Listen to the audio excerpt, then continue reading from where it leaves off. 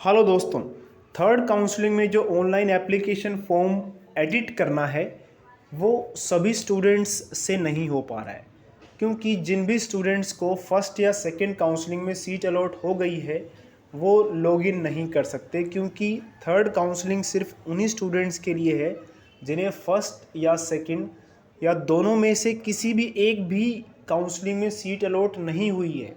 किसी में भी सीट अलॉट नहीं हुई है, ध्यान से सुनिए इस बात को। वही सिर्फ अपने फॉर्म को लॉगिन कर सकते हैं। तो बहुत सारे स्टूडेंट्स कह रहे हैं कि जब हम लॉगिन कर रहे हैं तो नो रिकॉर्ड फाउंड लिखा हुआ आ रहा है। देखिए, नो रिकॉर्ड फाउंड इसलिए लिखा आ रहा होगा, या तो आपको फर्स्ट काउंसलिंग में सीट अलॉट हुई होगी या फिर सेकंड काउंसलिंग में आपको सीट अलॉट हुई होगी। ये ज़रूरी नहीं है कि आपने एडमिशन भी लिया होगा, लेकिन आपको सीट अलॉट हो गई होगी, ये हो सकता है। इसलिए आपके लॉगिन करने पे वो नो रिकॉर्ड फाउंड लिखा हुआ आ रहा है। अब ऐसे में आप क्या करेंगे? आपने तो एडमिशन ली ही नहीं। मान लेते हैं कि आपको फर्स्ट काउंसलिंग में कहीं पे सीट अलॉट हुई थी, लेकिन आपने सीट ली ही नहीं वो।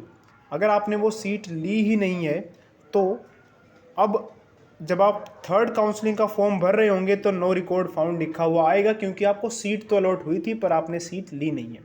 ऐसे में अब आप क्या करेंगे? ना तो थर्ड काउंसलिंग का फॉर्म एडिट कर पाएंगे। तो ऐसे में आप ये कर सकते हैं कि आपको जहाँ भी फर्स्ट या सेकंड काउंसलिंग में सीट अलॉट हुई थी उस स्कूल में आप एक बार जाके पता कीजिए और बताइए कि हमने फर्स्ट काउंसलिंग में सीट अलॉट हुई थी पर हमने एडमिशन नहीं ली, पर इस वजह से हमें थर्ड काउंसलिंग में लॉगिन भी नहीं हो रहा। तो या तो जहां आपको फर्स्ट या सेकंड काउंसलिंग में सीट अलॉट हुई थी, हो सकता है कि वहां सीट दे दी जाए, या फिर सिस्टम में कुछ चेंजेस किए जाएं जिसकी वजह से आप लॉगिन कर पाएँ।